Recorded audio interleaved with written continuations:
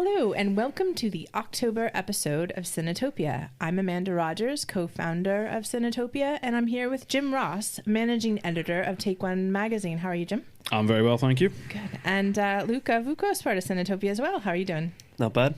Okay, well, Annie and Paul are out of town. I think Annie had to run off to Finland. September was quite crazy for Cinetopia. We had 5 events culminating in a very participatory screening of Rocky Horror Picture Show. Luka, you were there. What do you think? Yeah, well, it was I'd seen Rocky Horror before, but this was my first experience of, I was, as they say, a virgin in one of these. You weren't a slut. Yeah, that's right. One of these. One of these. What do you call it? Performative, participatory. So you call back. So it was a script, yeah. Yeah, so it's really interesting, actually, the weird meta properties of watching the film, and then also seeing characters, people dressed as the characters, also acting out the film. Yeah, we had a shadow cast. So it was really cool, and the response was obviously really cool from the audience. Check out the pics. Yeah, it was one of those things that we were hoping people would really enjoy, and they did. So I think it might be an annual thing. But anyway, Scalorama is over for us, and October is the beginning of festival season. So Jim, tell us a little bit about what's on the docket in the festival world. So as we broadcast, the London Film Festival will have just finished. A lot of films there, a lot coming out very soon. I think the one that maybe people will be most popularly aware of is The Irishman, Martin Scorsese's new film, which will be coming to Netflix, but it will be getting some cinema runs as well. A lot of other stuff, new Noah Baumbach film, Marriage Story. One of the films that we're talking about, actually, By the Grace of God, that's screened at the London Film Festival. And then me personally, I'll be going down to the Cambridge Film Festival where that film is screening, and there's a whole bunch of interesting things. There's a lot of festivals going on. There was Take One Action has just finished. The Edinburgh Spanish Film Festival was at the start of October, and there's a lot of small festivals popping up in Scotland. Document Film Festival is another one which has some really interesting screenings going on. So there's a lot going on. Just check it out, and then of course come to the Take One Cinetopia websites to find out more about all these things. Yeah, and so you have a plan for some specific Cinetopia coverage of the Cambridge Film Festival, correct? Yep, that's the plan. So we have a partnership with Anglia Ruskin University, where some of their students get experience of reviewing films and covering festivals in a journalistic capacity. So what we're hoping to do is to team up with their audio team in that university and try and do a episode of the podcast for the films that are at the festival. Well, that's very exciting. And as you know, unfortunately, Paul can't be here today, but the Edinburgh Short Film Festival is coming up at the end of this month. We, Cinetopia, is going to do our regular networking evenings, but we're going to launch on the 24th, the first hour before the film festival starts. So definitely come down to Brewdog for that. And the Edinburgh, I've edited the trailer for it, and there's some really, really amazing films in this year's film festival. Tell me a little bit more about what you know about it, Jim. So I've seen a few of the shorts have popped up in various contexts, like other festivals. I've seen a couple for writing about them for Take One. It's a very strong programme, as it has been whenever I've been paying attention to the Short Film Festival. We've got an interview later in the show with the director of one of those shorts, Tim Courtney, director of My Loneliness Is Killing Me, which won the BAFTA Scotland Award for Best Short. So that's screening. There's the Oscar-winning short film, a lot of shorts which have won awards at other festivals, and as ever, the team have done a very good job of putting them into kind of themed strands, and it's looking like a very, very strong festival. Yeah, and so the dates are the 24th to the 12th. It's like 3 weekends. I think they're also planning on doing quite a lot around animation with Edinburgh College of Art as well. So there's some animation weekends. So it's really varied. They're actually bringing also a whole bunch of different, other short film festival and film festival directors in to show their best of the festival. So it's going to be quite a big thing. Yeah, so there's the selections of the festival itself, but there's also there's a Polish animation evening on I think it's the end of the opening weekend, and then the weekend after that. So the Short Film Festival has a lot of partnerships with these other film festivals throughout Europe, and there's a screening of those festivals, kind of best of, selected by the directors of those festivals, which is going to be on November 1st. So you'll get the selection from the Short Film Festival itself, but you'll also get a little bit of a flavour of stuff which has been selected at things like the Adriatic Film Festival, which is, I think that's maybe why Paul wasn't around for the shore part of, couldn't see the films because he was at that festival. So yeah, looking like a very strong festival.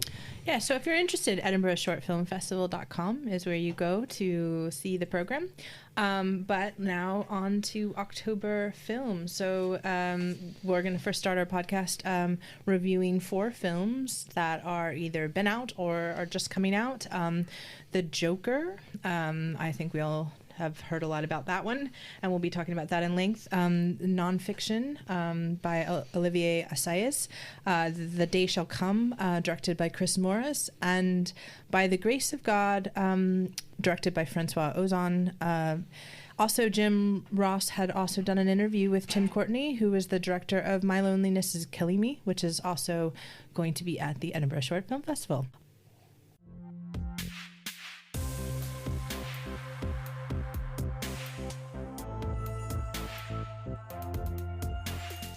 Right, so our first film that we're going to review today is Joker, which has been out for a couple weeks, but it's all over town. Anyway, directed by Todd Phillips. Jim, give us a little bit of a synopsis.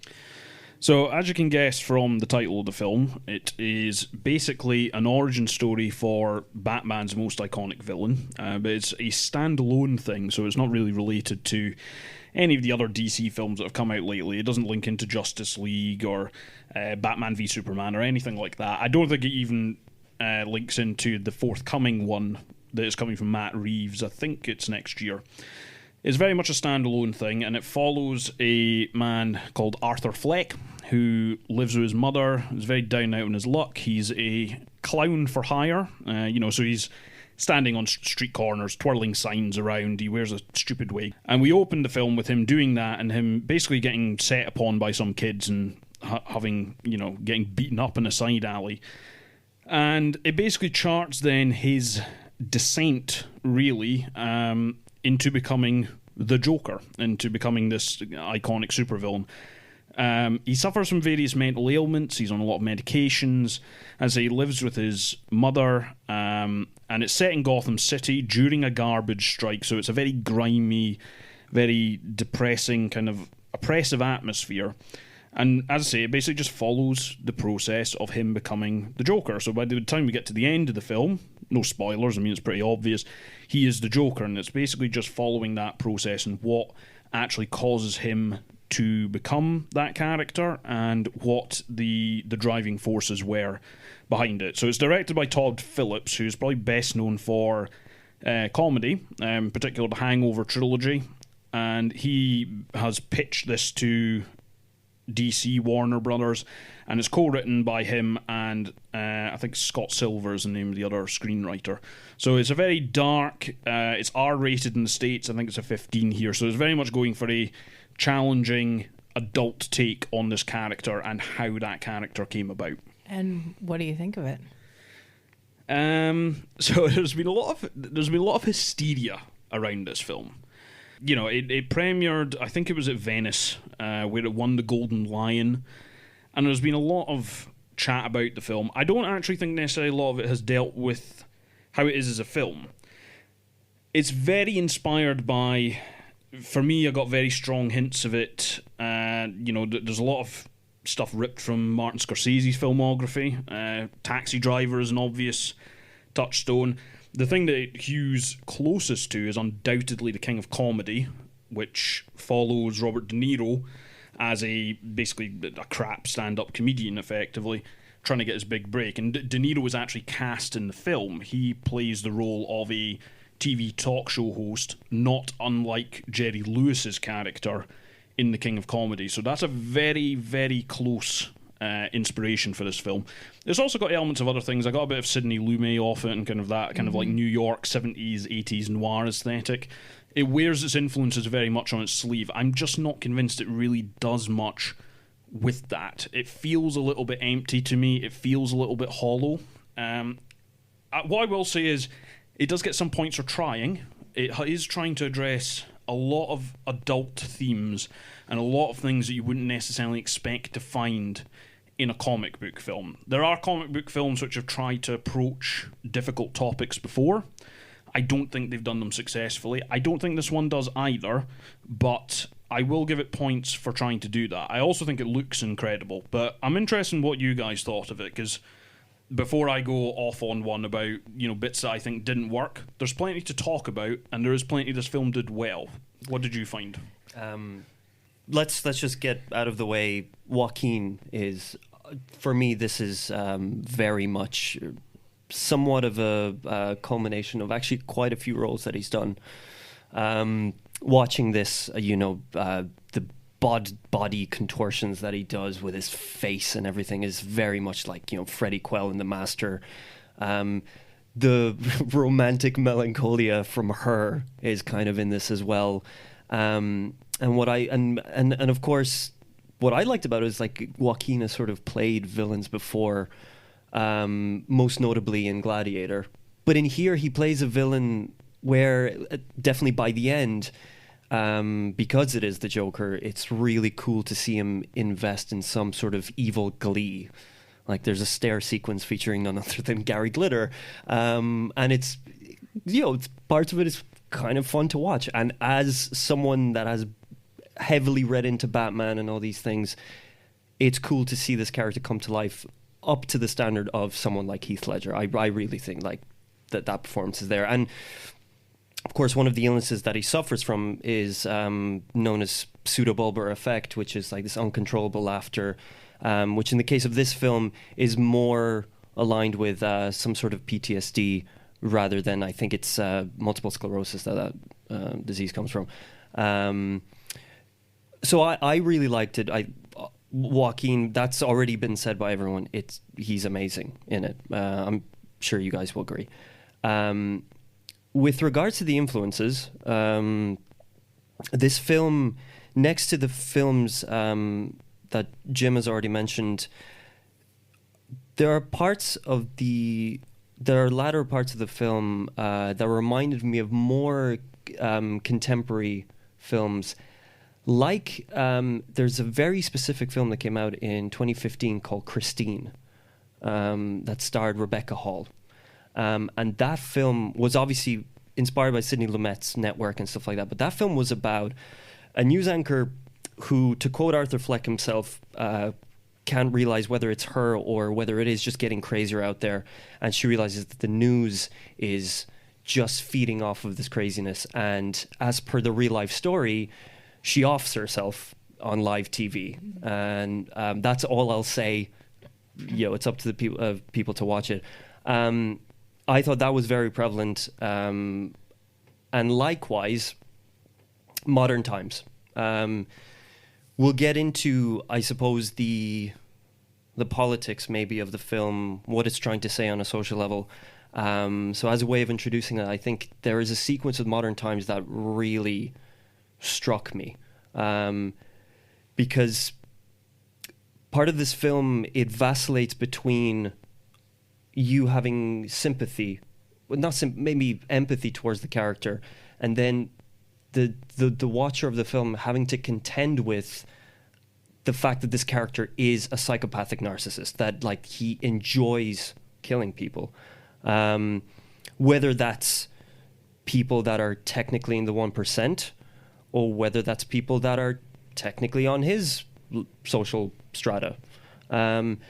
And there's a sequence, if people have seen it, there's a sequence in Modern Times where Charlie Chaplin, the tramp, he's not really the tramp in that film, but like he gets out of a sewer, and there's a truck going. But this isn't in the film, but like there's in the Joker rather, there's a truck going by, and there's a flag on that truck, and the flag falls down, And he picks up the flag and he starts waving. It's like, no, come back, like, the flag has fallen off. And as he's doing that, an entire army of protesters that are protesting, the poison of modern times, come up behind him, and he ends up being the involuntary leader of these protesters without even knowing it.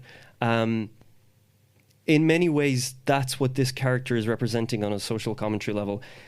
The film tricks you, I think, into thinking this is meant to be about, the dispossessed and disenfranchised and the mentally ill being taken over, when in fact it's about someone that's kind of hijacking all of these things for their own narcissistic gain. And it's, I don't know, it's stuff like that. It's all the technical things that Jim has already mentioned. The weird combination in the score between popular songs and this brooding cello soundtrack by Hildur Guðnadóttir, I think is the way you pronounce it. I just thought it came... Look, I was walking the street afterwards and I was thinking about it. I was like, and I watched Endgame and I thought about it for a bit, but I thought about Endgame for about 2 hours after the film. I'm still thinking about Joker. Yeah, I was going to say, the controversy, all of everything we're just talking about, we have a lot to say about this film. So in any aspect, we have to give the film a bit of credit. And I'm kind of absolutely amazed how polarizing this film is, to be honest. I didn't necessarily know walking into it what to expect. I'm not I don't know the whole history of Batman films and Joker films and the history of this character. So I went back and did a little bit of research. But I have to say, I didn't expect it to be a comedy. I read some reviews that it was like not funny. I found it frightening. Like, it was a scary film. Absolutely. And it kept me on my seat. I also am wondering if I am so blown away by cinematography that and good performances, which I think a lot of us are, and you can't not commit to the fact that this was a very, very highly stylized, gorgeous sort of take on New York. Similarly, it's funny that Joaquin Phoenix was also in the Lynn Ramsey film that was also very similar to showing this gritty New York, and they both did it very well. I think this one Todd Phillips did was way more stylized, and I feel like the Lynn Ramsey film was really raw, and I really, really loved that film. And I'm sorry for you. What's the film's name? You Were Never Really Here. You Were Never. Yeah, and but I'm still kind of was blown away by that particularly. So I'll start there, and then I'll let you keep going. So here's my thing with it, right? When I was watching the film, I swung back and forth between thinking it was really good and it was really bad. In the end, I've come out on the side of thinking it's not that great. So somewhere in the middle, but definitely towards the it's bad part of the spectrum. Now, part of the reason for this is you are both entirely correct. Joaquin Phoenix's performance is superb, right? And if I was wanting to be deliberately controversial, despite the fact that I'm not sold on the film, I personally think his performance is better than Heath Ledger's. Now, I can go into why at a different time, because there's probably people are going to be... Well, because Heath Ledger, as good as he was, it's a very showy performance. He has a lot of dialogue with which to work.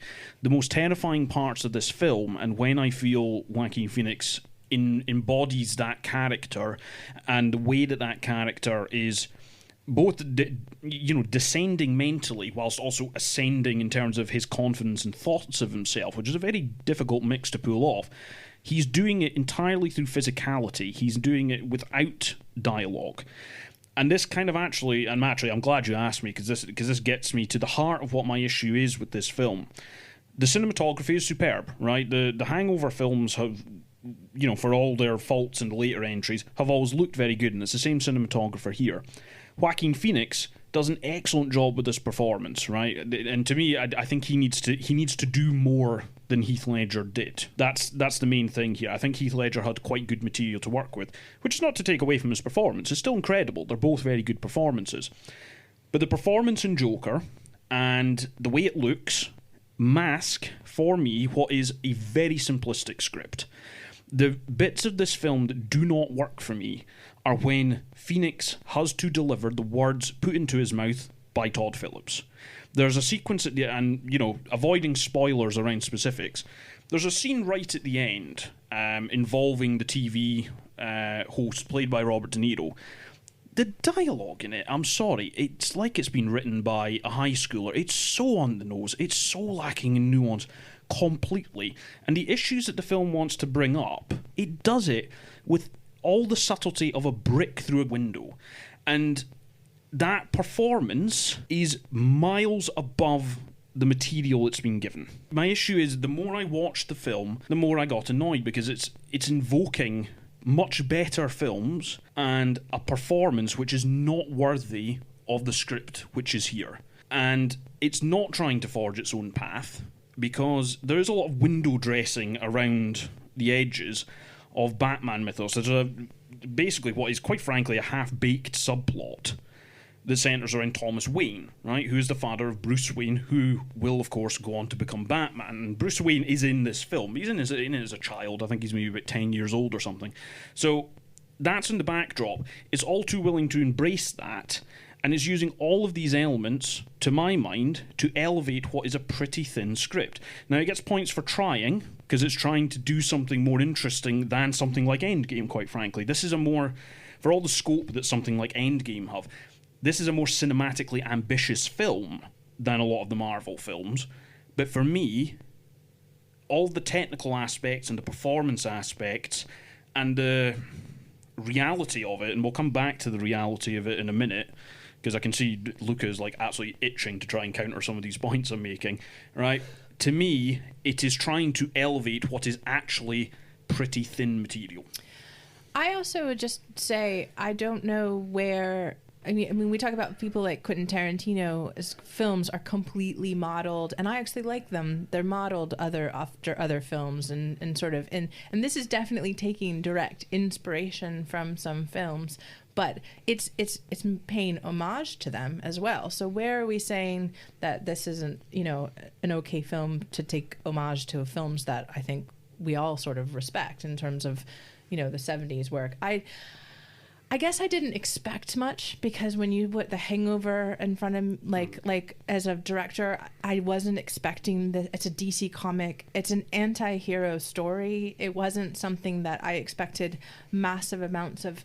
I didn't think it was going to win a massive film festival either. So I think that's maybe where I wasn't as offended by the story being, this personal story. I'm also just not a comic book kind of, I don't watch a lot of those, those films to me kind of feel like fake. And this was, to me, like a character-driven story done by, it was written for this this actor specifically, and if he was able to carry that story to the point that we could all say he did a really good job, there's got to be something in there for the rest of the team to have done well. Well, just to address the comic book stuff, I like this just for any comic book fans that are listening to the podcast, like me. There was a lot about this film, throwing, unlike, all these comic book films that come out now where the actors have to do their research into the character and read reams of material that's come before the making of a film. This film does throw stuff out, but retains the essence of the character. A particular scene, one of the murder scenes that we chatted about this, which I won't spoil, really does this. It involves the scissors, so if you were going to see it like that, that scene retains the essence of the character, but also there's set pieces like the talk show scene, or even actually the very fact that the origin has aspects of Arthur Fleck wanting to do stand up. That's Alan Moore's Killing Joke. It's still drawing from the history of the character. On realism and the thin script, I disagree. I think there's a lot about this actually that, you know, like you said, the film was written for Joaquin.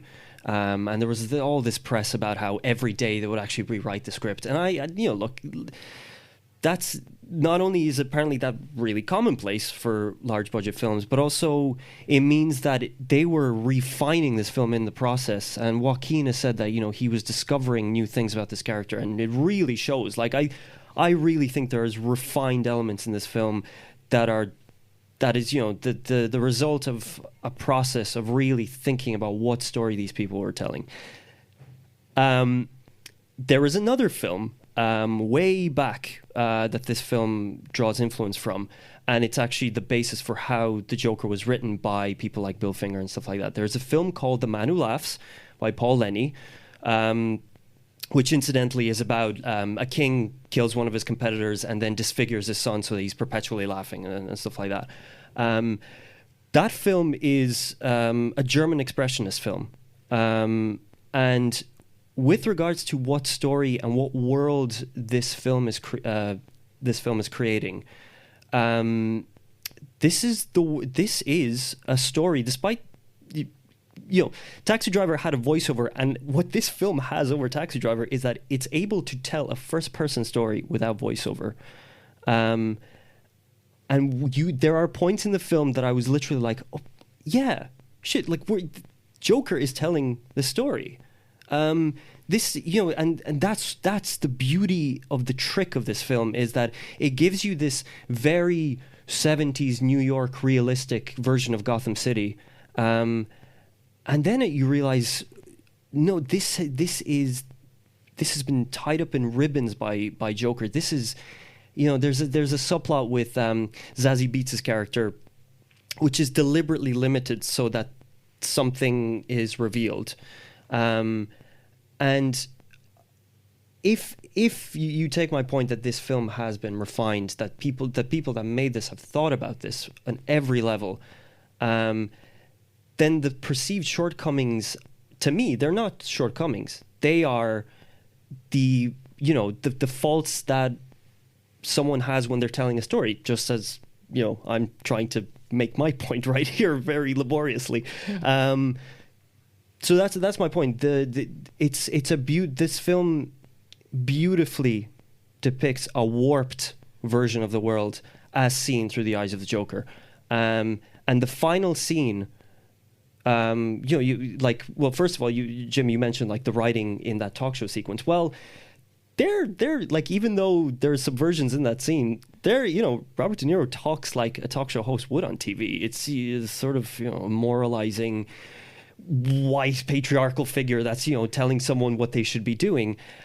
And then the writing in the last scene for me is, I'm not going to spoil it, but it's a beautiful bookmark to how the film begins with a psychiatrist.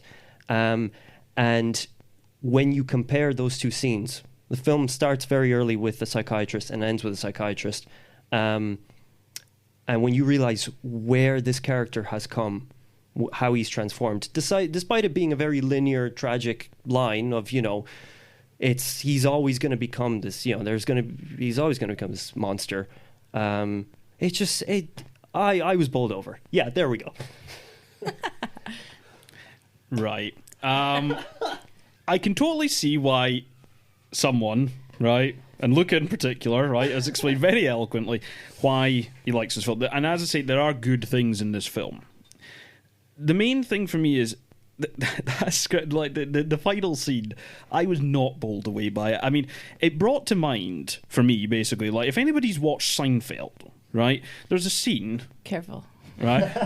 There's a scene where, like, you know, George Costanza is trying to use a phone and he's not allowed to, and he basically just wanders off into the middle of the restaurant and just kind of like gets really frustrated and screams, "We're living in a society." Oh, yeah. Right? Yeah. I mean, I'm sorry, that is about the level of depth of commentary that Joker gets to. And it has a lot of technical trappings beyond that, which elevate that story. But that's what it's no deeper than that. But that's the thing.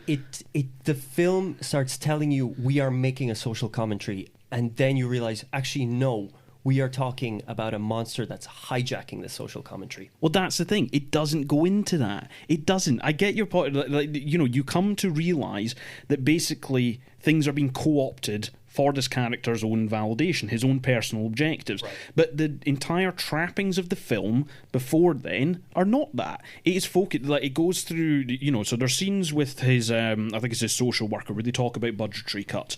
There are hints towards the mistreatment of his mother by Wayne Enterprises, who she used to be employed by. He gets beaten up about 3 times within the first 45 minutes or something. It is all about the mistreatment of the character up to that point, and it doesn't do enough of a rug pull after to indicate that, no, this is something ingrained which this character is now getting the chance to express.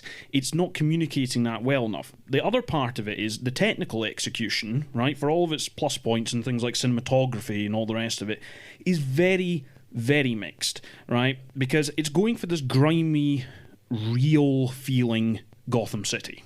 And that's where the influence of, the King of Comedy, Taxi Driver, Prince of the City, all this sort of stuff comes in. But at every point, Todd Phillips looks to stylize this extremely heavily, and the staircase scene that you mentioned earlier is a key example of that. It doesn't let it breathe. At one point, it's doing like Gary Glitter, right? And then within a second, it is fading into what is quite frankly a brilliant score by Hildur Guðnadóttir. Apologies to all Icelandic speakers.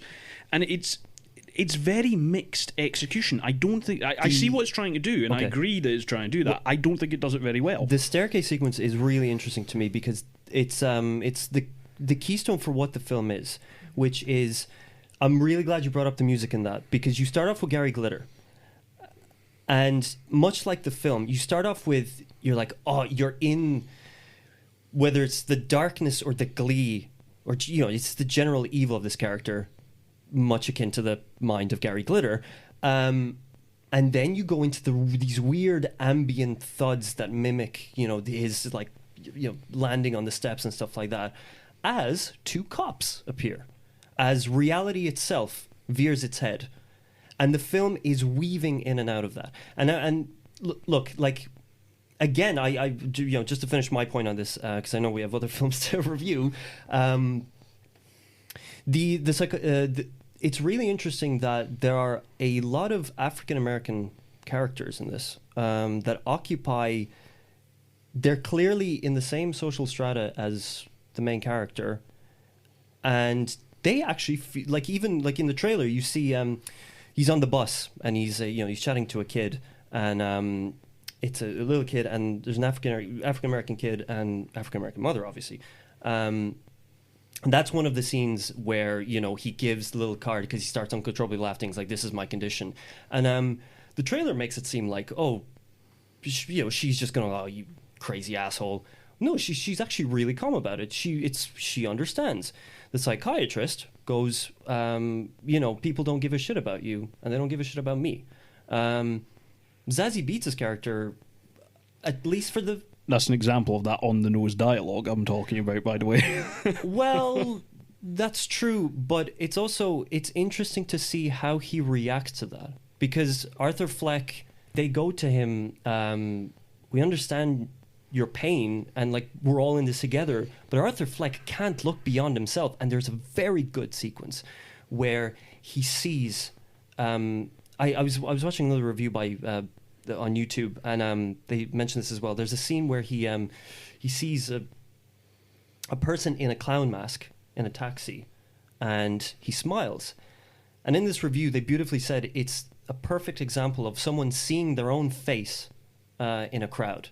They only see the embodiment of their own self in the world, and they don't see that they are part of one collective that is collectively struggling.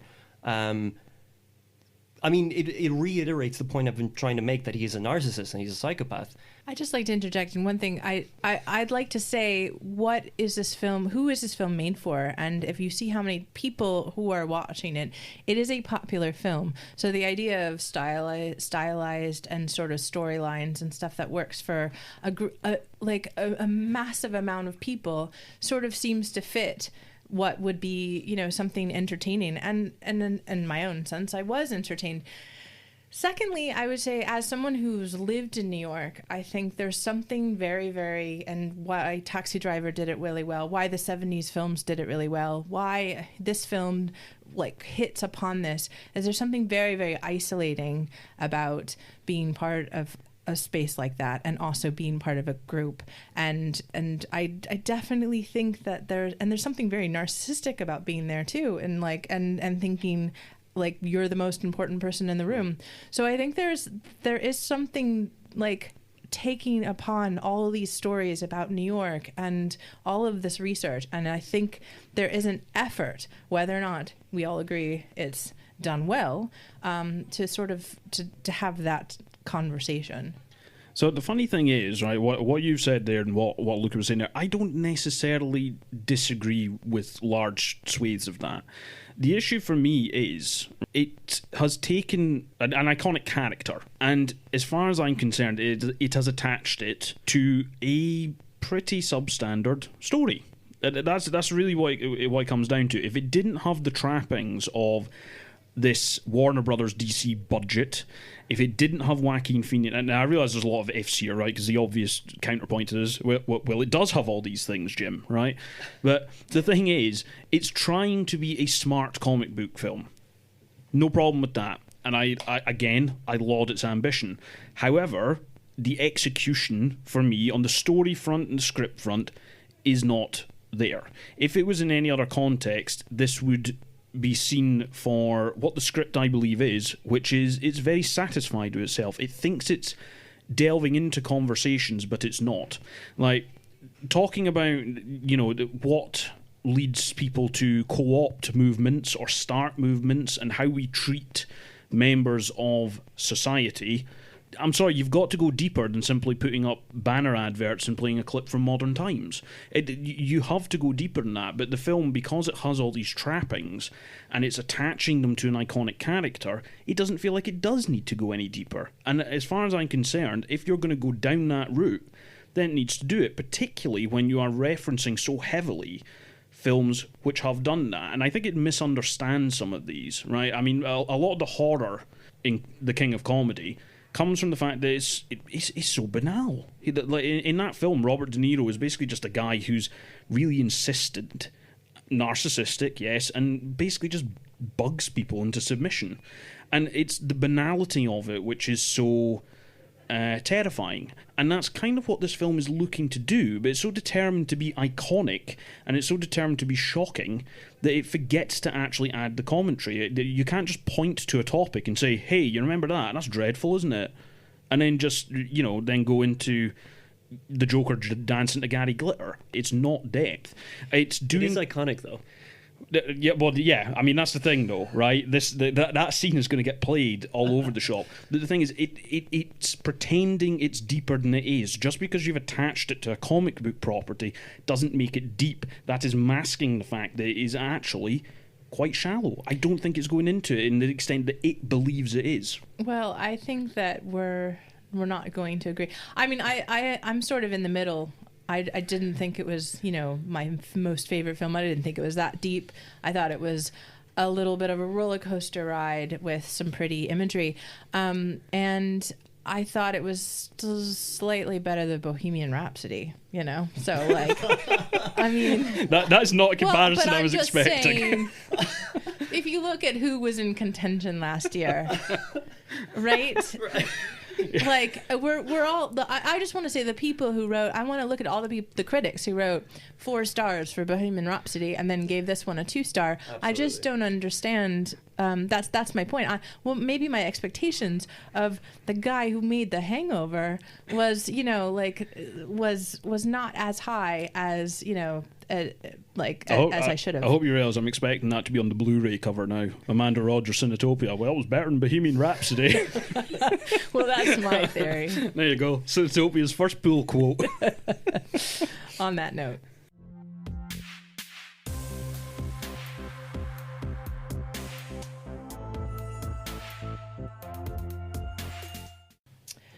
So the next film we're going to review is The Day Shall Come, directed by Chris Morris, that came out on October 11th across UK cinemas. Luka, tell us a little bit about this film.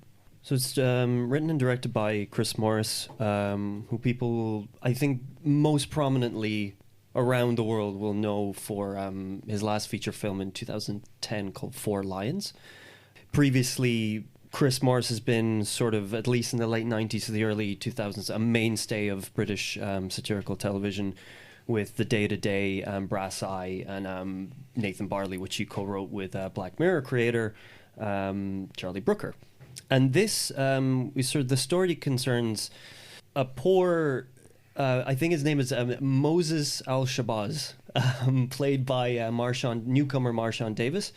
Moses Al-Shabazz is the leader of a technically 6-person cult, if you include his wife and his daughter, on the streets of Miami, who are trying to set up a farm in this urban center, but are facing eviction and, more broadly speaking, the threat of gentrification as a whole. On top of this, in order to get funding and to make certain points, he starts looking to questionable sources.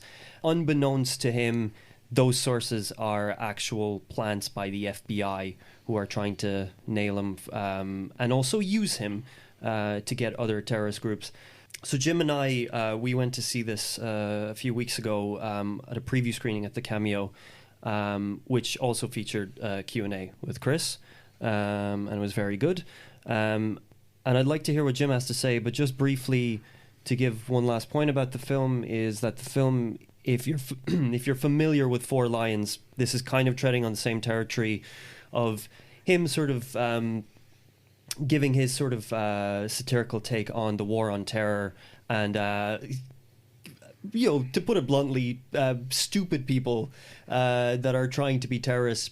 But in this case, unlike Four Lions, they're less stupid, and there is more of a melancholic, more of a tragic angle than perhaps Four Lions. So Jim, what do you think? Yeah, I'd agree with your last point there. So Four Lions was, I mean, I remember it being quite divisive at the time, right? Because, you go back 2010, so we're going back nearly a decade now. And obviously it was centred on these 4 guys who were trying to carry out a terrorist attack at I think it was the London Marathon, right? It was, yeah. And basically, it was kind of a very Chris Morris approach to it in that they're all idiots, right? It's not, it's not poking fun at the higher. It's showing that, a lot they're idiots, right? And that proved quite controversial, but it was an extremely well done film. I'm a big fan of that. I'm a big fan of his work. What's remarkable, I find, about The Day Shall Come is a little bit that last point you made, whereby this is a far more melancholic film than Four Lions, and I think it's got less razor sharpness than something like The Day to Day or Brass Eye. And it's actually got quite a strong influence, I think, from the co-writer Jesse Armstrong, who most people know. I think he was one of the writers on Peep Show. Right. He's done other stuff on British television like Fresh Meat and various other things. And the big thing which is under his name at the moment is probably the HBO series Succession. And it actually shares something with that in that it treats its powerful characters, and by powerful characters here I basically mean the federal authorities. Because there's an entire FBI Miami office which is depicted in this. The main one that we follow is Anna Kendrick, plays a sort of young female special agent there who's kind of like putting up with a whole bunch of sexism and misogyny from her male counterparts and is trying to climb the greasy pole, right? And the main thing is, both her character, and the male ones around her are treated very pitifully, right? They're kind of shown to be pathetic, power grabbing, covering their own backsides figures, and that's kind of shown very early on when there's a sting operation done on a terrorist cell, and it's just executed with the most ridiculous level of incompetence. The fear of 5. Yeah, exactly. It all centres around this kind of like this very, very Chris Morris absurdist comedy, and that still punctuates the film. It's still through the whole thing. Moses, the leader of the Star of Six movement, right, which seems to be basically, again, a vaguely absurdist blend of various kind of pseudo-religious movements. It's got elements of Islam there. It's got elements of Judaism. It's got elements of Christianity. It's got elements of kind of like cultish farming collectives as well. Black Santa. So they're very funny. There's some very funny scenes centered around that. So that kind of underscores the whole thing. But really, the thing that kind of stood out to me, and it sounds a little bit ridiculous when you think about some of the imagery you'll see in the trailers and some of the stuff that Chris Morris has done before, is there's a real sadness to this film. There's a real sort of like depression at the sort of circumstances that lead to the events in the film, which are obviously they're obviously amped up. And at that Q&A, it starts out like, is it based on 100 real stories? 100 real stories, yeah. Right? And Chris Morris has obviously, and his team have obviously done a lot of research around these sort of ridiculous things where people are set up to do things so they can be taken, this kind of like performative counter-terrorism almost. And the events in the film are obviously amped up a little bit, but the thing is, it's more, there really is this sadness that this is necessary and the people that get trampled over in the process of doing this, and that's not something I've seen in his work before, or at least not underscoring the whole thing, and that's what really sets it apart for me. I think there's some people who are going to go into this expecting 4 lines again. Right. They're going to expect the paedophilia special of Brass Eye. They're going to expect the absurd quotability of Nathan Barley, and they're not going to get bits of that. But that's not what this film is doing. It's really quite sad at the human cost of institutional absurdity. Well, I agree. I think for all of the shortcomings that you might get from the film, I think that sad emotional core is it's really what sold me. And it's really interesting. There is an interesting tension, I think, between Chris Morris's precise research and then what Jesse Armstrong might bring to the table, which is character. And it's like it's two threads that are sort of pulling at each other, where it's trying to give you a satirical viewpoint of a broad issue, and then, which you also had in 4 Lions, there's this family core, like that great thing from 4 Lions where the father is trying to explain jihad through the Lion King, which is brilliant. Personally, watching this film, I did feel at certain points that there's a slight this is copy and paste 4 Lions just a little bit, but it's Chris Morris, it's his property, it's like that's fine. That having said that, I think some of Marshawn Davis, this new, I've never seen him in anything before. I think this is his first film. Is incredible. He's so arresting. I mean, I don't know. Like he reminded me a little bit of Trayvon Rhodes in Moonlight, where he's this sort of hulking figure that's intense, and when you see the character giving his speeches and stuff like that, he's like, oh yeah, this is the leader of this cult thing, and then this like hulking tenderness with his family, and then the third register, which is just the sort of Chris Morris, I don't want to say stupidity, but more naivety, I guess, is the thing. On top of that, I slightly disagree. I think the razor sharpness. I think the writing. There are some really good things, especially in the FBI. Like my favorite bit, if I can recount it, is there is a bit near the end of the film where Anna Kendrick she sort of screws up, and she's been asked by her boss to do something dishonest, but that's ultimately going to save her hide. It's going to save her boss's hide. It's going to save the image of the FBI, and she starts repeating what her boss. She's trying to figure out. It's like, what has he just told me? And he says to her, it's like, if you say it slower, you eliminate all the contradictory elements. That's brilliant wordplay. And I think that scene and that setting, the FBI office, I also think is done extremely well. Right. I think where that comes from is Jesse Armstrong, right? Because the other thing that Jesse Armstrong is famous for being a co-writer and one of the main creative forces behind is The Thick of It. And what The Thick of It did so brilliantly was just puncture the importance of government. Basically, right? I mean, the thick of it, many people have seen it set in basically a nothing government department that's basically meaningless, and it's all kind of like the petty office politics and self-importance and self-interest, which leads to these absurd machinations going on, right?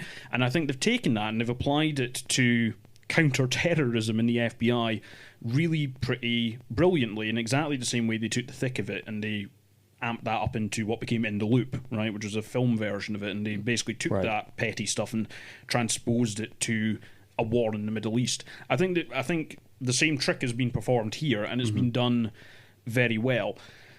I think in terms of and there is a lot of really funny lines and funny dialogue that really underscore what's going on, right? So when I say it's razor sharp in edges, right? It does in moments rather. It does have that, but it's not that kind of like persistent punching in the face, which I sometimes think of Chris Morris's work as having. The main thing is, if there's any criticism of the film, I think it is trying to deal with quite a lot. I mean, there's elements of how African Americans are treated in the States in terms of like police enforcement. That's in there.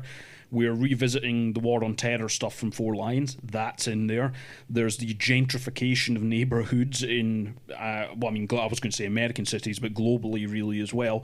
That's in there. There's how you deal with treatment of people whose mental health isn't the best. That's in there.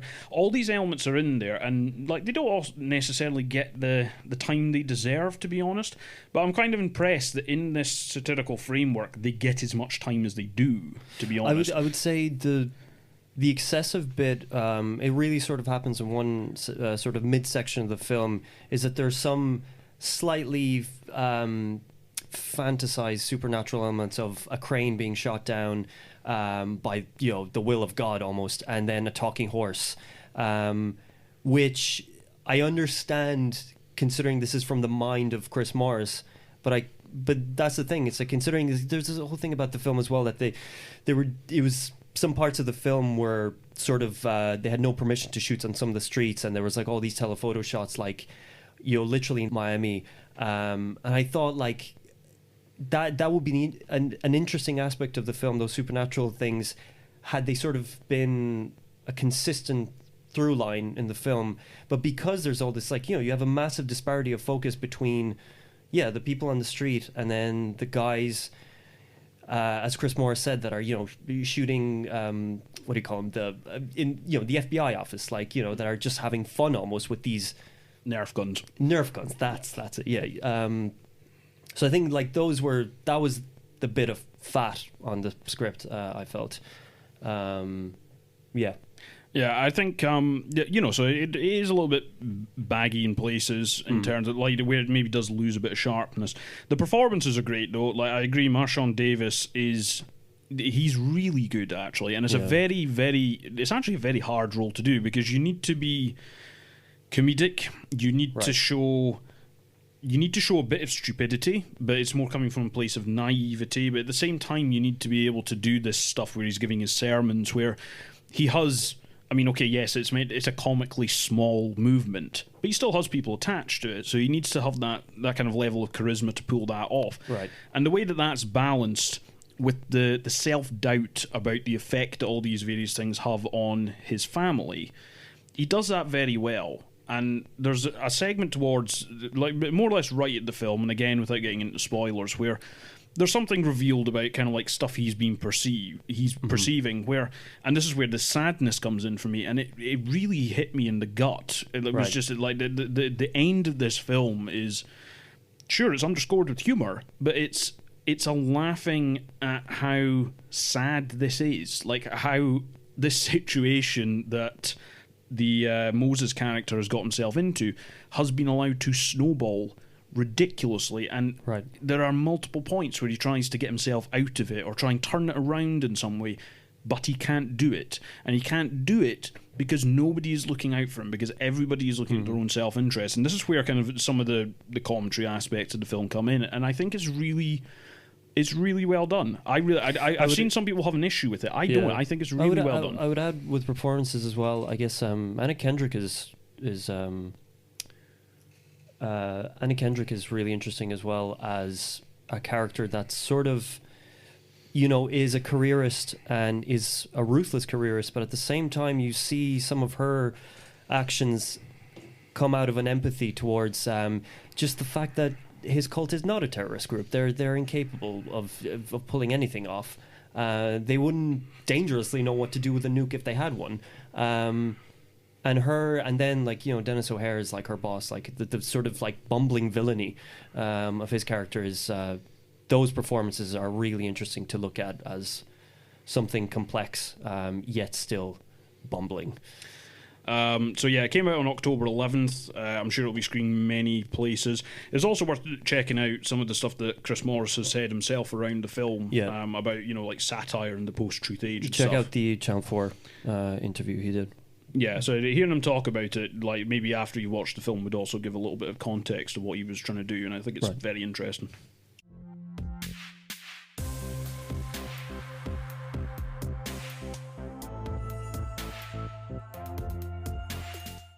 Okay, so the next film that we are going to review is a non-fiction, or also known as Double V, directed by Olivier Assayas. It's a comedy in a very French sense, and I love to say that because I always think, where's the comedy in a lot of French comedies? With a capital F, French with a capital F, starring Juliette Binoche and Guillaume Canet, two of like the most beautiful people. But it's a very sophisticated, talky film that looks into the French literary world and the current change that's happening within the industry. And as I say, capital very French, because of course there's clandestine love affairs. That's what they do really well. The plot revolves around a writer, Lawrence, and his good friend, who is his publisher, Alan, who's basically agreed not to publish his latest novel. And the publisher himself is considering taking the entire company digital, thanks to one of his employees and his mistress, Laure. And then you find out, everybody's sleeping with everybody, and it just keeps going that way. But yeah, it's really talking about the death of the book society, the digital age, and what it really gets into these like middle-aged anxieties around like, what do I do with my life? And I almost like hearken it to like a Noah Baumbach film, like for French, but like also sort of the discussion of art, and I think a little bit about the square. But and for me personally, I didn't find there to be that much humor with it. It was just very, very matter of fact. And I enjoy sort of, I think we talked about this a couple of months ago with The Souvenir, where I really don't mind having these conversations, the kind of lighthearted middle class like problems and discussing them. But for this one, I didn't I thought this, it was better done with Claire Denis, like Let the Sunshine In, and and a lot of other films that I've seen, that it didn't scream to me like anything other than, wow, what a French film. Yeah, I'm pleased you said the French with the capital F thing. Like it's hard to describe unless you see it. It is very French. There's a lot of people sitting around rooms having philosophical, artsy discussions and things, like a cliched version of what I think of French in my head, but nevertheless. It's funny that I actually think the original title of this in French, it means double lives, and I think that actually probably sums up the film a little bit better than non-fiction. I think Olivier Assayas wanted to call it, I think he wanted to call it e-book or something, but he decided that it was far too kind of like cold and sterile sounding. I must admit, I did quite like this film. It's interesting to see a film like this, which is largely based around, in terms of like what actually happens, it's based around a lot of the personal interactions between these characters, right? So you've got, Alan is the editor, and he's editing, or not editing as it happens, the latest book from Leonard.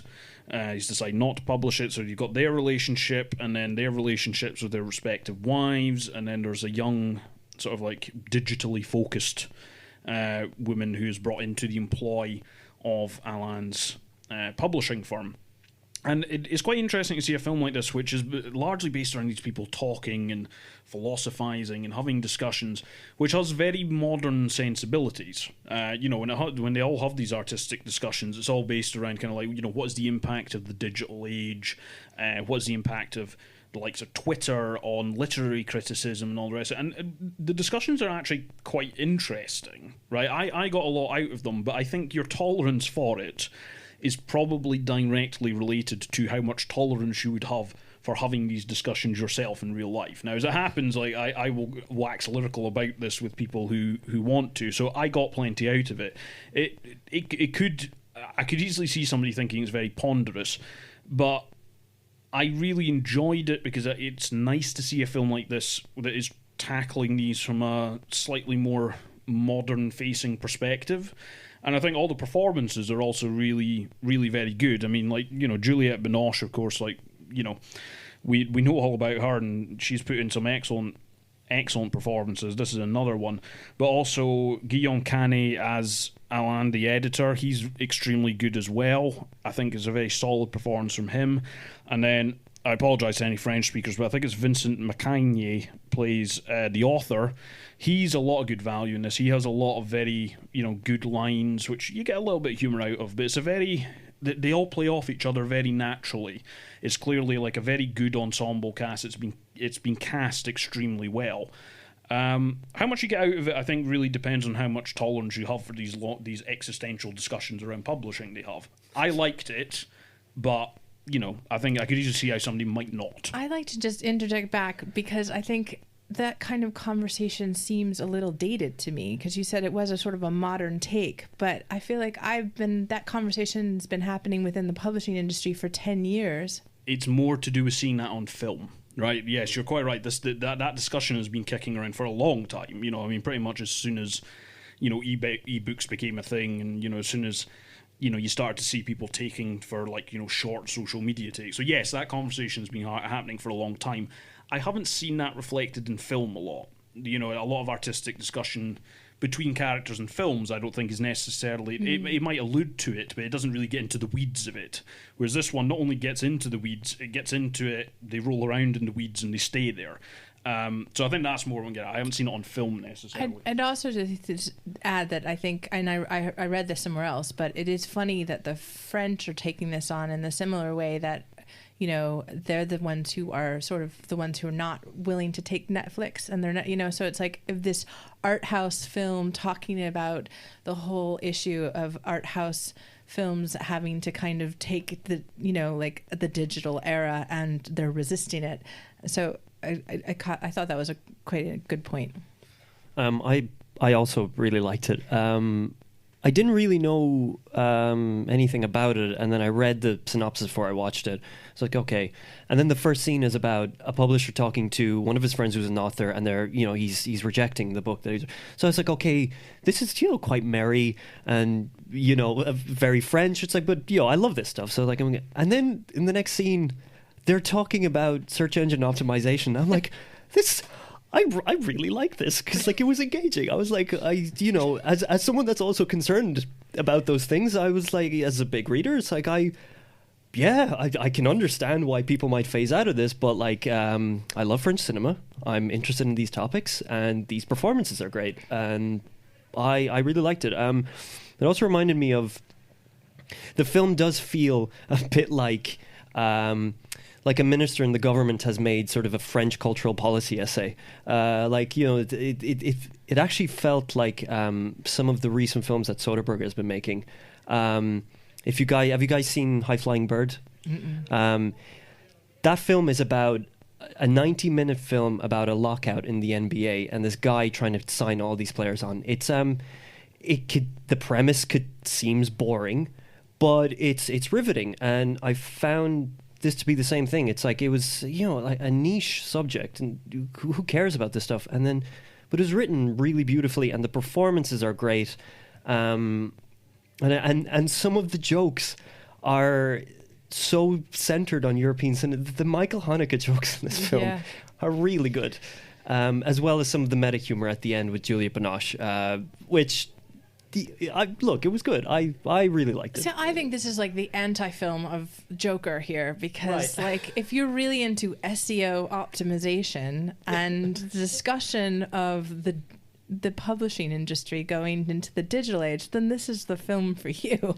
Like, I mean, like that's kind of a funny thing. How many people are really, talking about that? The only thing I will say about it is the film was shot on, interestingly, like for a film that's trying to talk about modern issues, it was shot on 16 mil. I didn't know that. Which it doesn't do it a lot of service because I think it's poorly lit. Like there are some scenes that were really dark. Yeah, they were. And I thought it would have been really interesting if you, 16 mil and you make it look sleek.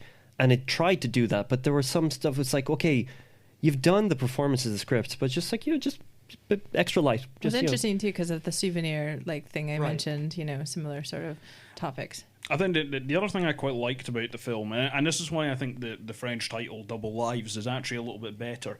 There's a lot of discussion when they're having these discussions. There's a lot about what is perceived to be the future and what actually is the future in terms of what statistics bear it out. And a lot of that centres around ebooks. Like people talk about ebooks being the future, but then they mention, the numbers are actually declining. Audiobooks are it, and actually, physical book sales are on the up. And it's this idea of what you perceive to be real, what you perceive to be the truth, and then what actually is. And I think a lot of these, these very artistic, philosophical discussions that they have around art actually gel very nicely with the behaviour of the characters, because like every single character in this film is duplicitous in some way, right? They are all hiding something. They are all presenting a truth which is not actually genuine, and it even goes into other aspects of the character, such as Leonard's wife Valerie is a political consultant in the film, and she has this client that she's trying to get elected, and basically she has to kind of cover up some of his misdeeds. So this idea of what we perceive to be correct, or what we perceive to be an objective reality, and what is actually happening, that's woven through their discussions, but it's also woven through their actions. And that's why I actually think the title non-fiction does it a bit of a disservice. I don't think it's a particularly good one for the film. But this idea of double lives, where you've got that clash between what people think is real and what is actually going on, I find that a really interesting way to blend it, and I think the film did that very well. Yeah, I mean, my thing is, it's just funny that I'm the one who is, I feel like, a massive, massive French fan, and I love these kinds of talkie films, and yet I think maybe I've just seen this film so many times in so many different ways that I just wasn't as impressed, particularly with this one, and didn't think it really, it really stood out for me. I would just add, next to, Guillaume Canet and Juliette Binoche, I think the one that stood out for me was, I think her name is Nora Hamrazi, who plays Leonard's wife, and she's what I read, she's a humorist. She's not even a full-time actress. She within the theme of Double Lives it's really good performance, because she starts off as being kind of stuck up and cold. Mm-hmm. She doesn't have time for Leonard, but then again, who would, considering he cheats on everyone? And then there are sections where she's particularly, in the end, but in the middle section where she's so tender, she's talking about like, would you leave me and stuff like this. And I thought her performance was really a standout of like, she doesn't actually seem to have her own sort of like, everyone seems to be cheating except her, from what I remember. Well, I also think she's like a positive force here, because she has like a serious job, and I think that's a bit of the thing. Like the rest of them are just kind of these artists, and she's dealing with like on the front lines of a political life. In particular, one scene as well where she's on the political front lines, and she goes out for a cigarette, but she hardly even lights it because she just can't stand these conversations. I was like, I love her. Like, it's great. If you like French films, SEO optimization, and this talk of the publishing business in France going digital, this is the film for you. And who doesn't like SEO optimization? Actually, hold on, it should just be SE optimization. We've got a redundant O. Right, yeah, true. Yeah. True. Okay, so it even works even if you don't know what you're talking about. Geek talk is over. Next.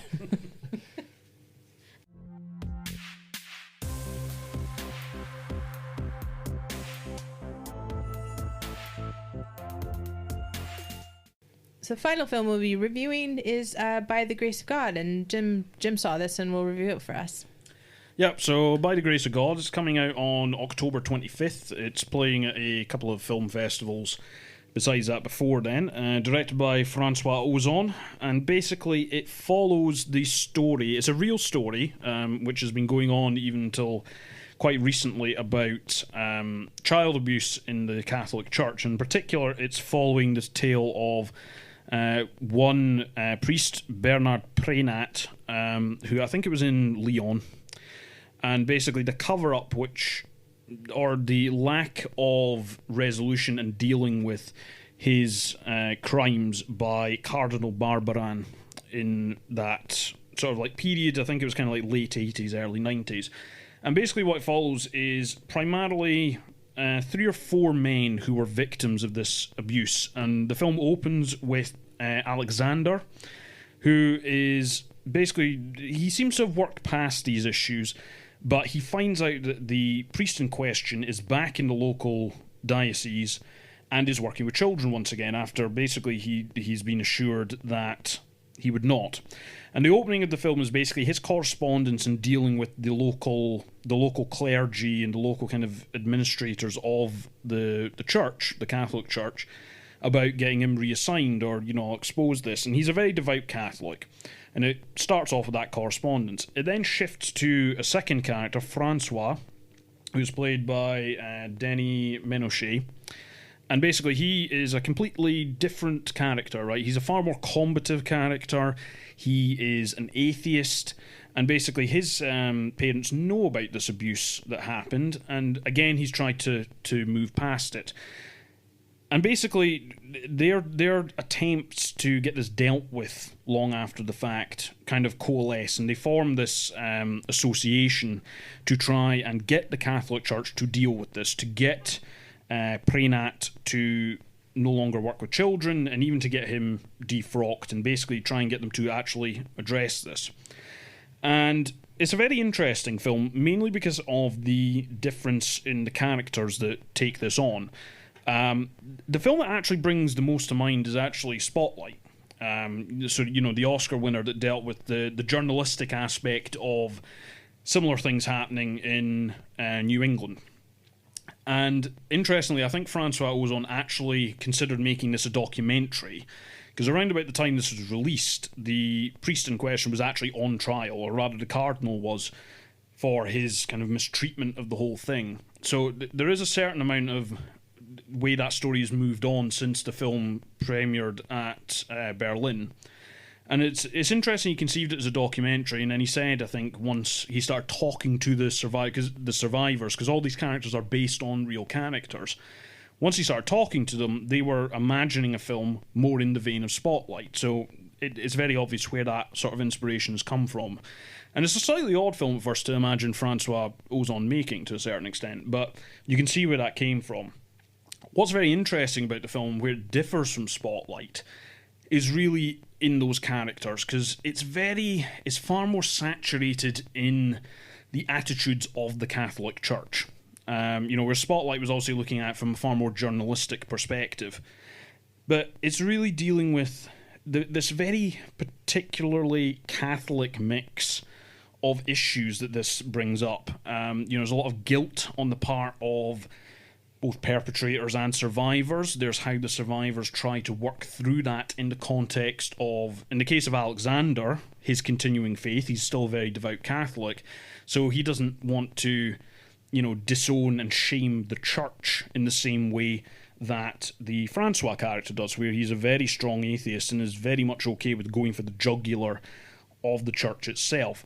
And the way that these survivors of the same or very similar abuse try to deal with this in different ways, and I think the way that is dealt with in the film is extremely well done.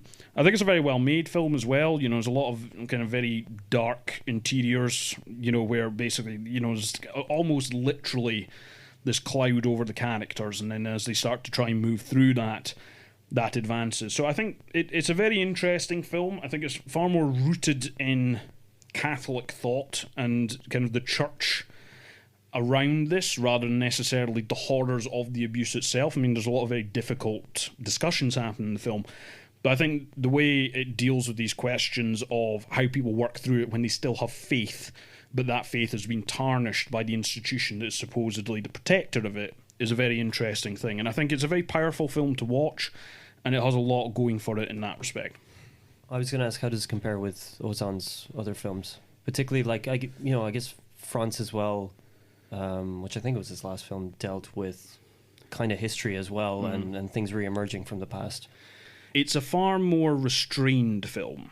And some of that comes from the material, but also just in the way it's shot. Like I said, there's a lot of dark interiors. There's a lot of focusing on, people's expressions, and it's not a film with a lot of flourishes, right? It's very much more rooted in the performances, and I think, again, this is another film, much like the other ones we've spoken about today, that is extremely well cast. So the way that those characters play off each other is also very based in the physicality of the characters, right? So Melville Popon, my French pronunciation is absolutely terrible, but the actor who plays Alexander, he's this very kind of like thin, clean-cut, besuited individual, right? He's very buttoned up, and clearly he is, and he's the one who is a devout Catholic who's trying to deal with it all internally. And then you contrast that with Francois, who's this, slightly unshaven, more kind of boisterous and combative individual.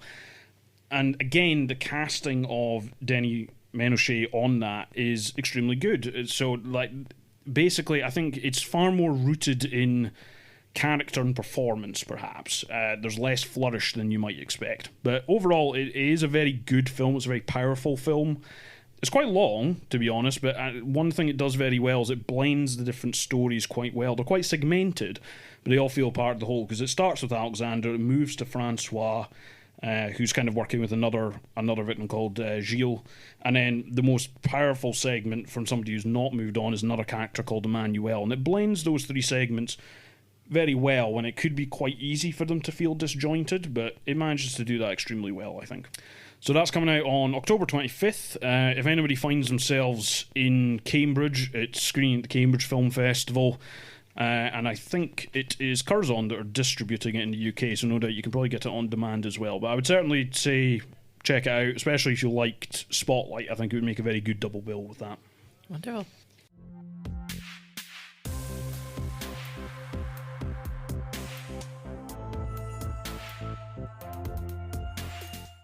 So I sat down with Tim Courtney, who has a short film screening at the Edinburgh Short Film Festival, actually on the opening night on October 24th, so it will form part of the Out of Frame segment of short films. And I think, is that not the one which is showing after the Cinetopia networking event? Yeah, so it's at the Film House, I think, at 8:40. Out of Frame, it's the opening night, and before that, there's the Cinetopia networking night. It's still one of our general nights, but it's in tandem. It's the launch of the Edinburgh Short Film Festival then, at Brewdog before that. Yeah, so if you come along to that and then go to the screening after, then you will see this film, which is My Loneliness is Killing Me. It's done extremely well on the film festival circuit to date, and it's actually already won a BAFTA for Best Short Film. It's got a lot of very good performances in it. It deals with a lot of very interesting issues in a very short time frame, and it's an extremely well-made short film. Tim spoke to me about the film, so we started off with just asking him to bring us into the film a little bit and what it's about, and then we started talking about some of the things that it deals with in the film. Tim Courtney, director of My Loneliness is Killing Me, the BAFTA award-winning short film. It's gone around a lot of festivals, and we do very well for itself. Tim, first of all, thank you for talking to me. Could you just tell us a little bit about the film, what it's about, and set the scene for those who haven't seen it? Yeah, so it's largely about loneliness in general, but we're obviously seeing it through a queer prism on this sort of LGBT scene, where, because we live in a world where, people can have sexual connections, almost on tap with the likes of Tinder and Grindr and things like that, that it's actually becoming, harder and harder for people to have, more meaningful connections and, finding, love and trying to separate the sort of physical from the emotional. And So this film is about two men who are kind of each kind of lonely in their own different ways, and they ultimately find out more about themselves through this hookup that they have. And so one man is he's quite conservative. He's married, and but things aren't going to plan with his marriage, and he's constantly having these shallow hookups with other men. And then there's another man who is he's quite flamboyant. He's queer, and he's kind of more, for lack of a better word, more kind of effeminate, and feels like he is comfortable with himself in that way. But there's but with the way things have shifted in society, we've got this we've got a lot of men like him, like Elliot, who feel like they're marginalized by their own community, because a lot of men are feel they are more masculine, and they want to be with more masculine guys, despite but they do see themselves as gay. And there's lots of men who feel sort of marginalized for that, and then so that's why this guy feels quite lonely, even though he's got lots of friends around him. He's out, he seems like the life of the party. He just he can't find this deeper sort of emotional connection.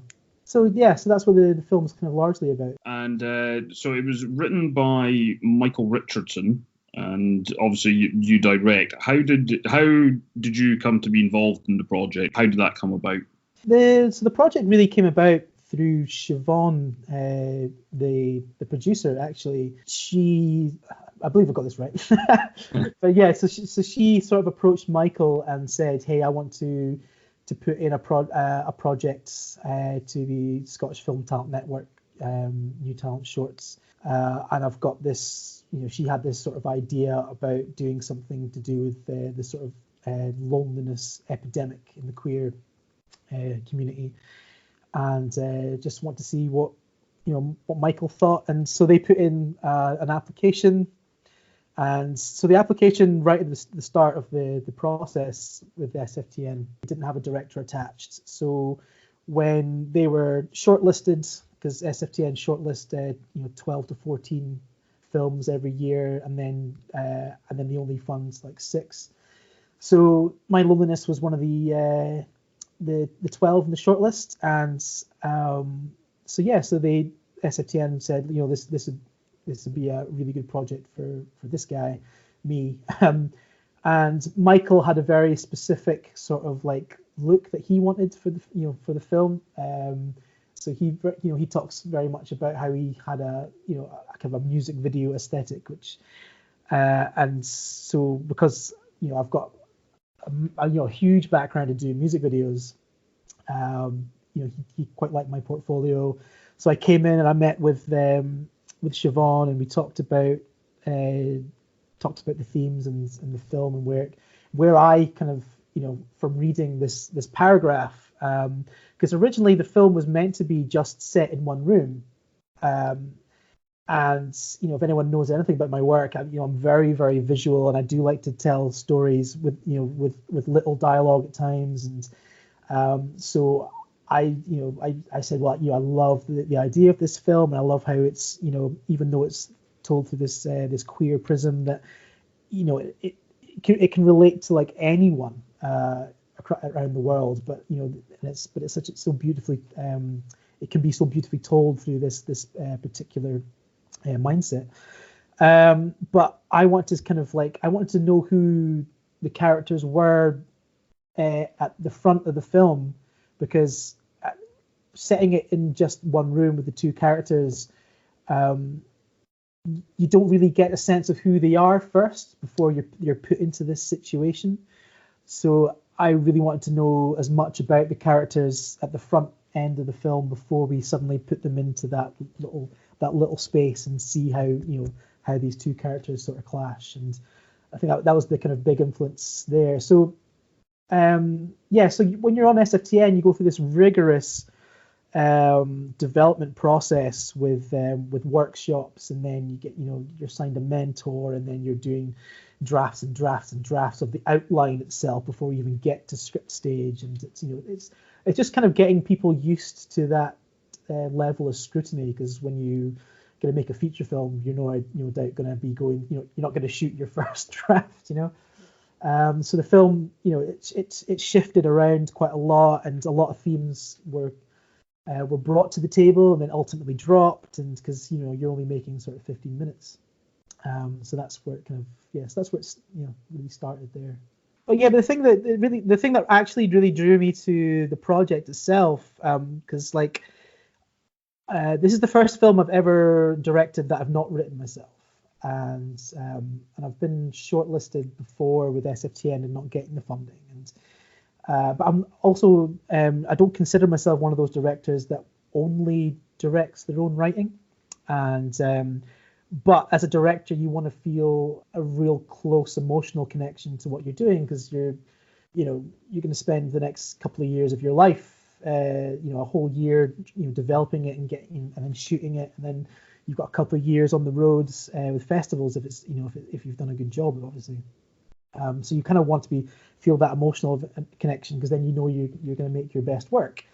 So the thing that really drew me to the project, one was because Michael comes with such a great reputation for being an interesting writer, and I was interested because I knew that he was pushing himself out of his comfort zone, because a lot of his stuff's like television and theatre, and everything comes with such a kind of great sense of humour, and my work is kind of quite dark, and I'm always being criticised for everything being so depressing, and so I just thought that was going to be an interesting way of working with someone. But then also everything, and I said this in our pitch actually to SFTN when we got to the funding stage, that all of my work has been about loneliness and focusing on characters who feel on the outside of somewhere. Always focusing on these kind of outsiders. And the thing that interested me about this was I got to work with a film which essentially has two protagonists, and they're both lonely and outsiders in their own completely different ways. So it meant I can really explore two different sort of sides of that. And yeah, that was such a great thing for a director to get their teeth into, and it kind of found it really exciting. So it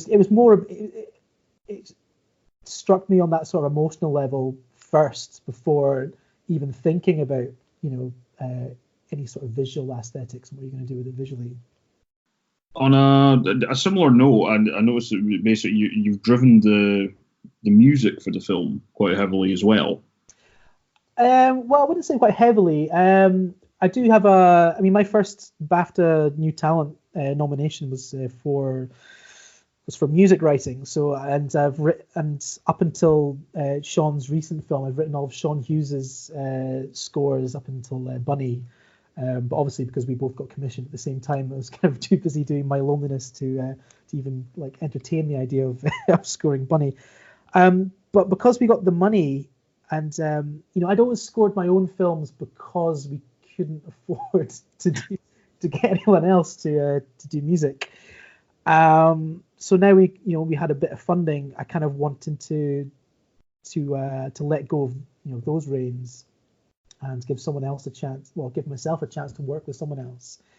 And Matt Collins is a sound artist as well as a composer who I found really, really interesting. And his I've actually designed two of his albums that he released, the kind of the vinyl artwork, and I've just got such a massive appreciation of his work. And his work always, you listen to it at home on headphones and stuff, you always feel like you should be watching something to go along with, because his work is I don't want to use the word cinematic, because when you think cinematic you think rousing scores and like John Williams and all that sort of stuff, and his stuff's way more minimal, and it's all about textures and bizarre sounds and things like that.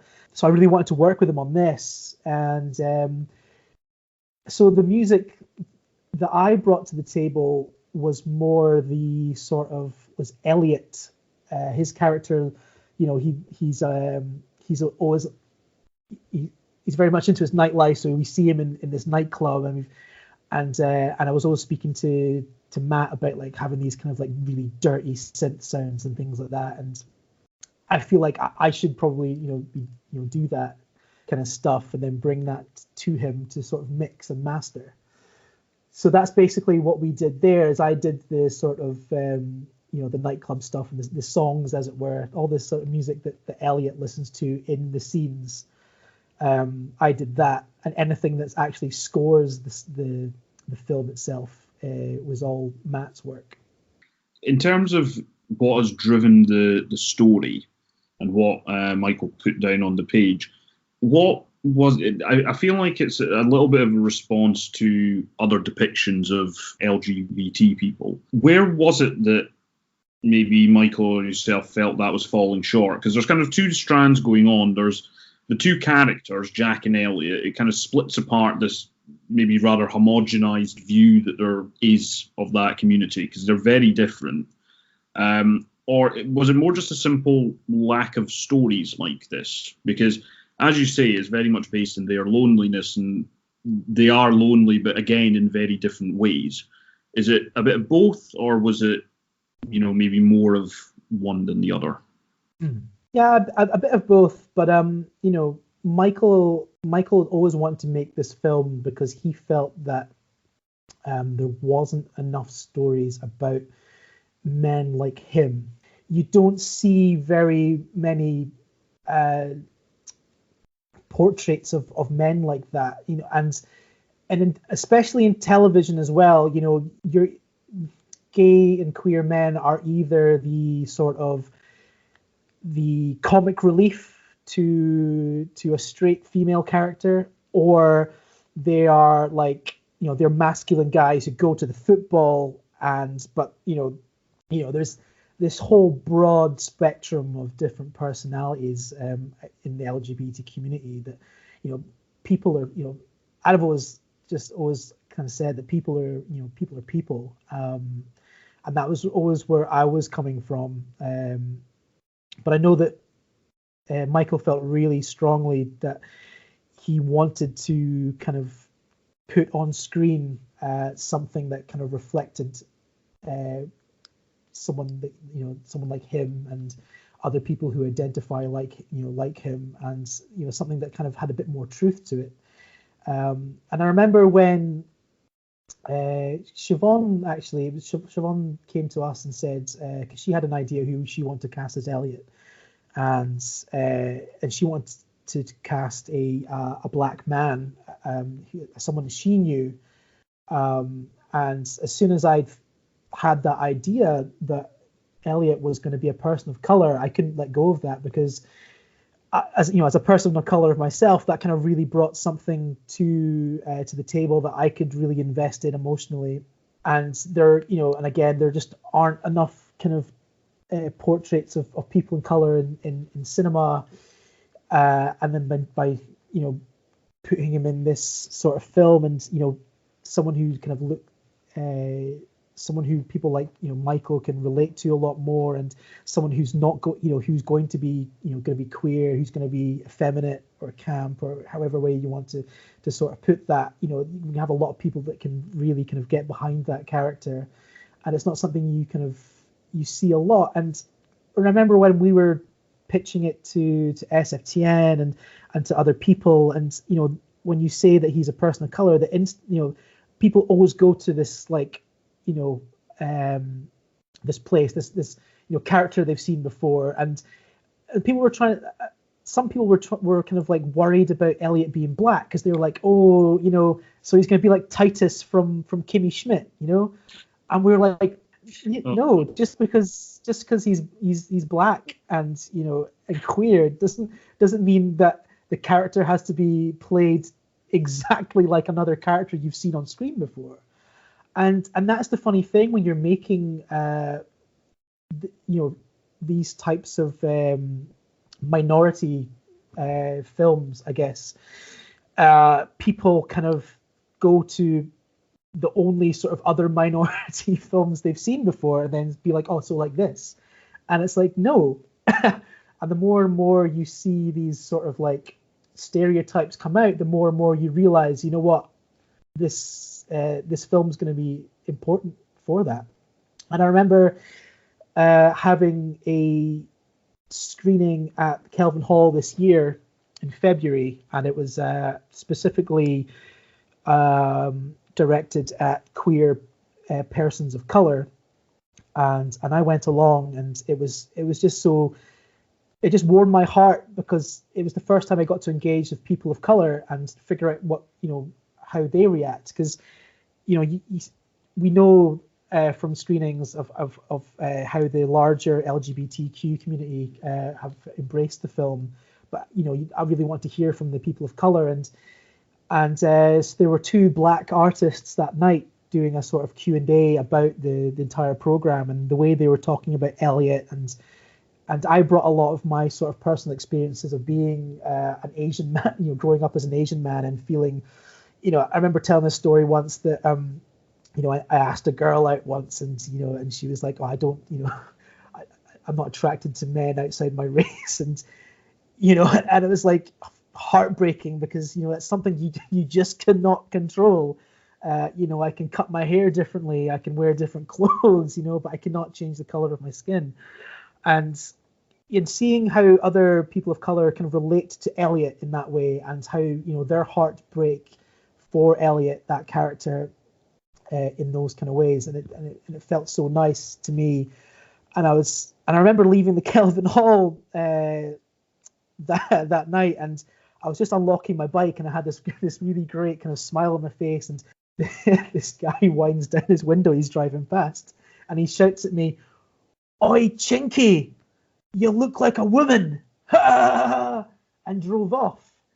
And and that kind of brought me down a wee peg, and I got really annoyed. And it's just like, but it also further just kind of illustrates the point that telling these stories it's how important it is, and show other people's stories, and hopefully by other people watching it, they can learn a bit about the struggles and how you react to other people. So the film's done very well on the film festival circuit. Any particular highlights of taking it on that sort of like very large festival circuit? We screened the film in places that have where homosexuality has only been acceptable, like legal, on a legal stance, for only in recent history.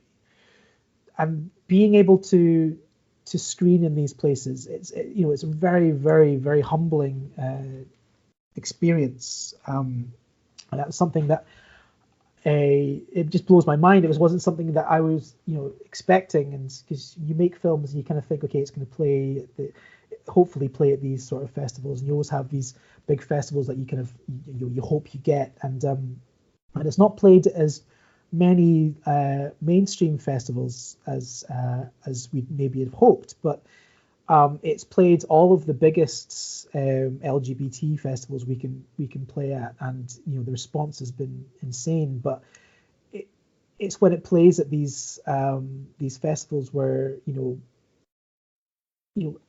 people of the LGBT community have lost their lives just existing, and here we are screening our film there, and it's just like it's just quite an overwhelming kind of thought. You don't get very many opportunities to make a film like this. So the film is screening at the Edinburgh Short Film Festival. I'm sure audiences are going to love it.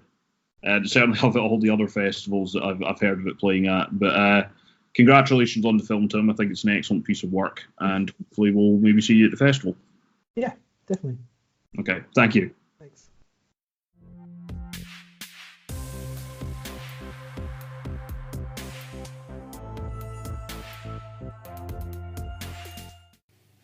All right. Well, this month is October, and it's very. If we weren't scared enough with the Joker, or we just scared you out of seeing the Joker, I'd highly recommend that you go to our next Cinetopia at Lee Theatre Nights, where we will be showing The Fog, and I think there might be some some interesting ambience, if you will.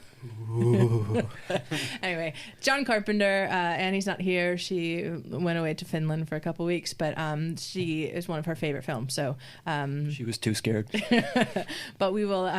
We're venturing into that, as well as, of course, the Edinburgh Short Film Festival, which we've just mentioned. Are there any films you're looking forward to seeing? There's so many animation films that just look absolutely amazing. A lot of award-winning films are coming to Edinburgh. It's an international film festival, I'm interested in this the Texan shorts strand that they I just saw announced on Facebook. So like very, very specific thing. Documentaries that are from the University of Texas, actually. A gentleman named Paul Steckler runs that department. So I'm very excited about that as well. There's also quite a lot of good feature films coming out between now and our next show. I'm not going to give the game away because we might talk about a couple of them, but fortunately Take One Action Festival finished recently. I had the opportunity to see Sorry We Missed You, Ken Loach's new one. We might review it on the next show, but even if we don't, I'd encourage you to go see it. I thought it was an absolutely brilliant film. So that's going to be coming out on November 1st. There's a lot of things coming out at film festivals that are going to start popping up, and there's a lot of very interesting films coming out. There's also the possibility of Martin Scorsese's new film, The Irishman, getting a short cinema run. So I'd certainly keep an eye out for all of that as well once the short film festival finishes. Are you excited to see Judy? Look, it was between Joker and Judy, and I'm going to see a movie about a psychopath and not another effing biopic. Oh. I don't know. I mean, I still intend to go see Judy, right? Renée Zellweger's performance is very, very good, right? It's not a Is it a musical? It must if it's a be musical, somewhat it might of not, a musical. but, I think the BFI is actually doing a whole strand of musicals. We hope to do some musicals as well, but because of this movie coming out. Great, I love musicals. Oh, come on. I'm sure it's a very good film. Go see it. Any other films we're excited to see? What's actually remarkable, given some of the discussion we've had on the show before, is the amount of interesting films that are coming out on Netflix, right? So The Irishman is, some of them are getting limited releases, but The Irishman is a Netflix release. The King, that sort of the Timothée Chalamet Shakespearean thing, is a Netflix release. Marriage Story, the new Noah Baumbach film, is a Netflix release. Between Two Ferns, the movie, is a Netflix movie. There you go. Well done there, Luka. All right. Well, thank you so much, Luka and Jim, for being part of today's podcast. Also, thank you for Tim Courtney for doing that interview. We will be back next month. Cinetopia is produced by myself, Amanda Rogers, co-founder of Cinetopia, and Annie Essakainen, co-founder of Cinetopia, and Jim Ross, managing editor of Take One magazine, and Luka Vukos, Cinetopia again, and Paul Bruce, who's also the director of the Edinburgh Short Film Festival. To check out more information about this podcast or any of the other events we do, check us out at Cinetopia on Twitter or at Cinetopia Hub on Instagram or Facebook. Thanks so much, and see you next time.